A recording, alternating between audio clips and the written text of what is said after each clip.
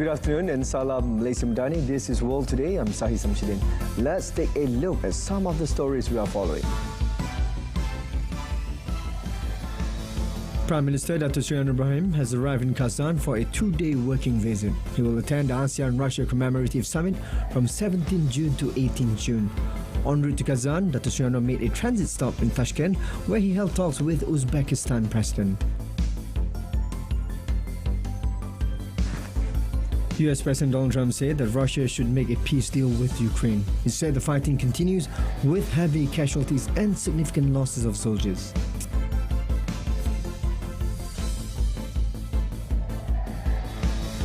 UN spokesperson said health authorities reported 21 new confirmed Ebola cases as 14 June. Meanwhile, a top health official at Africa Centers for Disease Control and Prevention has warned that the Ebola outbreak in the Democratic Republic of Congo could become the worst on record.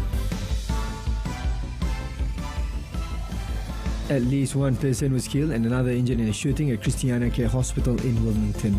Investigators are reviewing surveillance footage to determine how the suspect fled the hospital as the investigation remains ongoing. Prime Minister Dr. Sri Anwar Ibrahim has arrived in Kazan for a 2-day working visit to the capital of Russia's Republic of Tatarstan, where he will attend the ASEAN-Russia Commemorative Summit from 17 June to 18 June. The aircraft carrying Prime Minister landed at Kazan International Airport at 10:20 p.m. local time. He was accompanied by Minister of Investment, Trade and Industry, Dr. Sri Johari Abdul Ghani, Minister of Economy, Akmal Rasulullah Muhammad Nasir, as well as officials from the Prime Minister's office and the Foreign Ministry. Upon arrival, the Prime Minister was received by Malaysia's ambassador to Russia, Dr. Cheong Lung Lai, while the Russian delegation was led by the Rais of the Republic of Tatarstan, Rustam Minikhanov.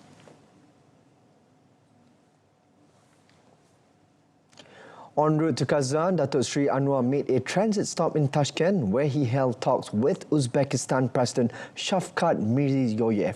During the meeting, both leaders discussed the significant potential for Malaysia and Uzbekistan to strengthen cooperation across a range of strategic sectors, including energy, trade, investment, education, the halal industry and tourism. In a Facebook post, the Premier said the brief meeting provided an opportunity for the two leaders to exchange views on efforts to strengthen bilateral ties that continue to grow in various strategic areas. He added that the cooperation not only has the potential to boost economic growth, but also contribute to the energy security and sustainable development agenda. Dr. Sri Anwar also expressed appreciation for Uzbekistan's commitment to strengthening relations with ASEAN countries and its increasingly important role in the Central Asian region. US President Donald Trump said that Russia should make a peace deal with Ukraine, adding that he would do what he could to end the war after meeting with President Volodymyr Zelensky and a group of 7 leaders at summit in France.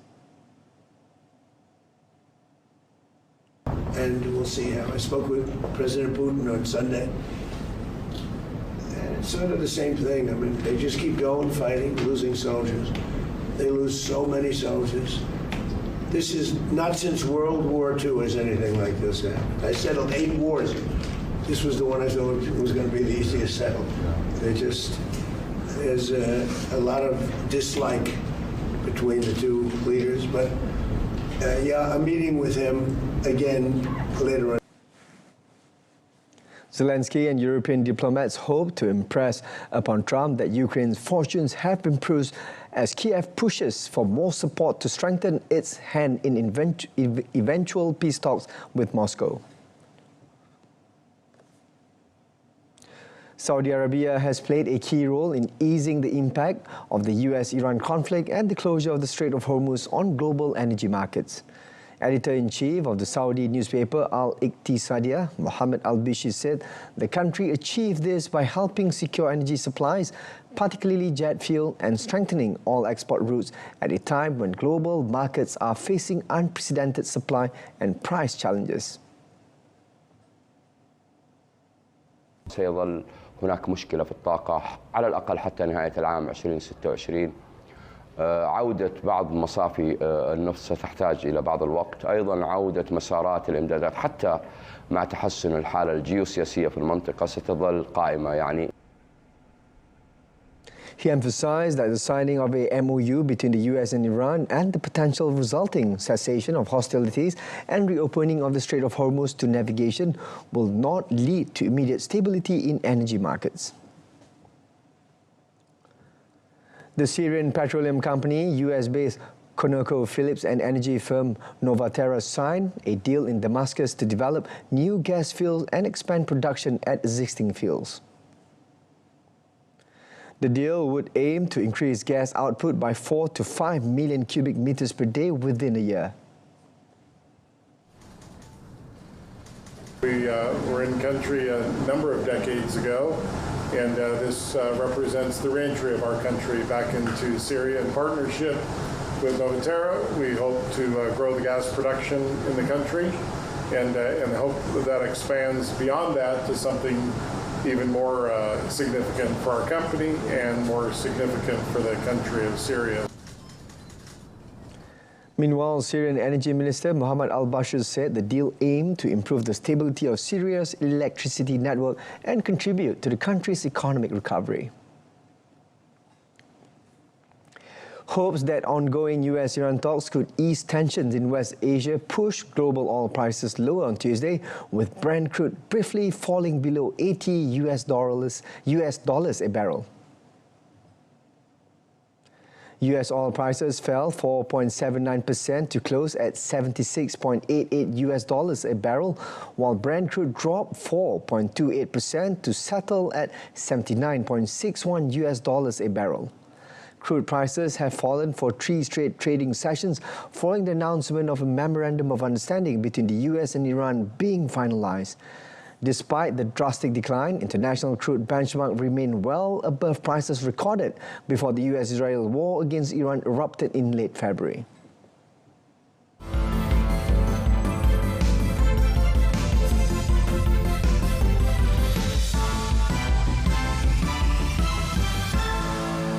Ebola cases in eastern Congo rise to 808 amid deadly clashes. Stay tuned.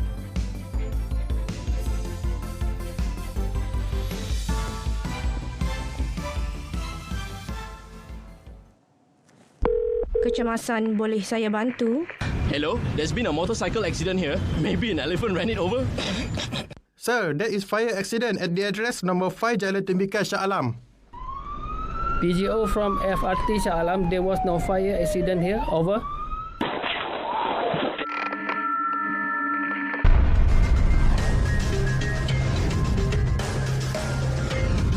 MERS 999. Use it wisely. Escalating violence in Eastern Democratic Republic of the Congo is hampering efforts to contain an Ebola outbreak that has reached 808 confirmed cases across 3 provinces. UN spokesperson Stéphane Dujarric said health authorities reported 21 new confirmed cases as of 14th June. He warned that ongoing clashes and displacement were increasing the risk of transmission as people move to and from affected areas. Where humanitarian colleagues tell us that escalating violence in the east of the country continues to take a heavy toll on civilians, constraining aid operations and complicating our efforts to contain Ebola outbreak. In the province of North Kivu, clashes over the weekend in the territories of Walikale and Masisi forced hundreds of families to flee. On June 13th, at least 3 civilians were killed and 5 injured during shelling in the towns of Munda and Buhimba. That's what local authorities are telling us. Dujarric said hostilities also continued in South Kivu, with airstrikes, shelling and gunfire reported in populated areas, further disrupting humanitarian access and leaving more people without assistance. In a related development, Africa Centers for Disease Control and Prevention top health official warned that an Ebola outbreak in Democratic Republic of Congo could become the worst on record. South Africa has also increased its contribution to the continental preparedness and response plan to $13.5 million. Support the recently launched Continental Preparedness and Response Plan and are determined to ensure that it is adequately financed. In this regard, I'm pleased to announce that South Africa is increasing its pledge to $13.5 million. UN Secretary General Antonio Guterres said that gang violence had killed more than 2,300 people in Haiti since the start of the year and urged the international community to increase support for the country's security and humanitarian needs. Speaking at a news conference in Port-au-Prince, Guterres said gangs had paralyzed the state, the economy, education and aid deliveries, but added that some downtown neighborhoods had been retaken and that the Council of Ministers had met again at the National Palace after more than 3 years. La transition avance, une dynamique est là, et mon appel à la communauté internationale est donc simple. Assumez enfin vos responsabilités. Premièrement, renforcer l'appui sécuritaire avec un déploiement rapide et complet de la force en adaptant les ressources aux progrès accomplis sur le terrain. Deuxièmement, soutenez la transition politique et le relèvement du pays, l'école, la santé, l'emploi, pour offrir aux jeunes Haïtiens une alternative aux gangs et un avenir de dignité. Troisièmement, financer l'aide humanitaire de manière prévisible et à la hauteur des besoins. Et par-dessus tout, écouter le peuple haïtien. Sont en train d'opérer. Haïti ne demande pas la charité. At least one person was killed and another wounded in a shooting at Christiana Care Hospital in Wilmington. Wilmington Police Chief Wilfredo Campos said officers responded to the scene and found 2 gunshot victims, one of whom later died from their injuries. He added that authorities are still searching for a suspect who remains at large. The suspect is outstanding at this time, and we are actively working to identify, confirm his identity, and locate him. While the Wilmington Hospital was initially placed on lockdown, that lockdown has been lifted and police are beginning to clear from the area. Authorities say investigators are reviewing surveillance footage to determine how the suspect fled the hospital as the investigation remains active. A brush fire burning near Interstate 75 on Tuesday sent heavy smoke over a residential neighborhood in western Miami, drawing concern from residents as emergency crews monitored the blaze from the air. Drone footage showed flames burning near homes and major roadways while an emergency helicopter circled overhead.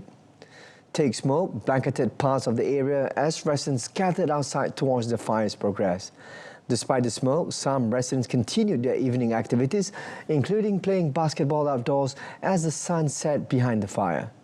Residents said that the conditions had improved compared with earlier in the day, although smoke remained in the area. Residents expressed hope that rain would help clear the air and reduce the effects of the fire.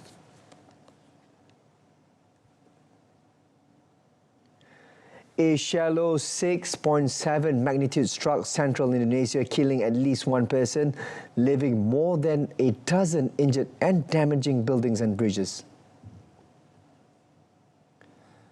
According to Indonesia's Meteorology, Climatology and Geophysics Agency, the tremor struck east-southeast of Palu on Sulawesi Island and was strongly felt in the area, but it did not trigger a tsunami warning. Indonesia, a vast archipelago in Southeast Asia, experiences frequent earthquakes due to its position on the Pacific Ring of Fire. In 2018, a 7.5 magnitude quake and subsequent tsunami in Palu killed more than 2,200 people.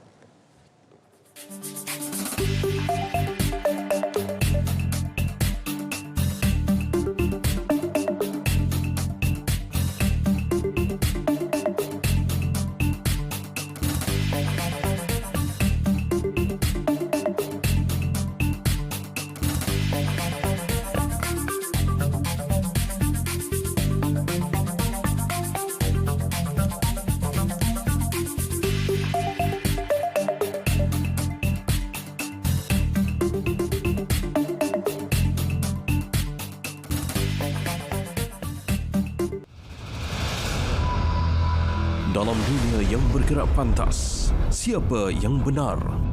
Di sinilah anda kembali kepada sumber yang diyakini. Reka letak moden, akses lebih lancar, ringkasan AI, chatbot interaktif, akses tanpa sempadan. Portal Berita RTM, benar, tepat dan dipercayai. England will launch their bid to end a 60-year World Cup title drought tomorrow morning when they open Group L, play in Arlington against a veteran Croatian group looking to run it back one more time. England's German manager Thomas Tuchel surprised many when his 26-man squad left off players like Manchester City's Phil Foden, Chelsea's Cole Palmer, Manchester United Harry Maguire and Real Madrid's Trent Alexander-Arnold. But it's hard to doubt the former Chelsea, Paris Saint-Germain and Dortmund manager's judgment after he guided the Three Lions to a perfect 8-0-0 record in their qualifying group. Veteran midfielder Jordan Henderson, who will be turning 36 on match day, is among the believers that Tuchel's selections will lead to strong team chemistry even if he doesn't expect it to be as smooth a ride as qualifying. England are meeting Croatia for a fourth time in a major tournament since 2004. And while the Three Lions won the 2 European Championship encounters, it was Croatia who edged England 2-1 in extra time of their 2018 World Cup semi-final. In Dallas, Texas, Croatia ramped up their training ahead of their World Cup campaign opener against England. Unbeaten in qualifying, they dropped points in a draw with the Czech Republic and built around the enduring presence of 40-year-old Luka Modric. Croatia combined experience with tactical discipline and are rarely overawed on the big stage. Modric, who is making his 5th and likely final World Cup appearance, and Mateo Kovacic will aim to control possession and slow the tempo. The early meeting with England tomorrow carries significant weight, with the victor likely controlling Group L. After England, Croatia take on Panama before finally tackling Ghana. Tunisia has sacked their head coach Sabri Lamouchi and appointed Hervé Renard until the end of the World Cup after losing their opening game 5-1 to Sweden. Former Nottingham Forest manager Lamouchi had only taken over in January and was in charge for just 5 matches, but he has become the first coach to be dismissed after a single game of a World Cup finals. Renard will bring World Cup experience, having led Saudi Arabia to a surprise 2-1 win over eventual champions Argentina and Qatar, and he also took charge of Morocco in 2018. The 57-year-old has also managed Ivory Coast, Zambia and Angola at international level. Tunisia Football Federation added that the agreement to appoint Renard also states to open negotiations after the end of participations in the World Cup for long-term cooperation based on specific sporting goals. Renard will be in the dugout for Tunisia's remaining Group F fixtures against Japan and the Netherlands. The thrashing by Sweden left the Eagles of Carthage bottom of their group, with Japan their next opponents in Monterrey. It is the second time that Tunisia have removed a manager during a World Cup after Henri Caprichac was sacked following 2 defeats at the finals in France in 1998.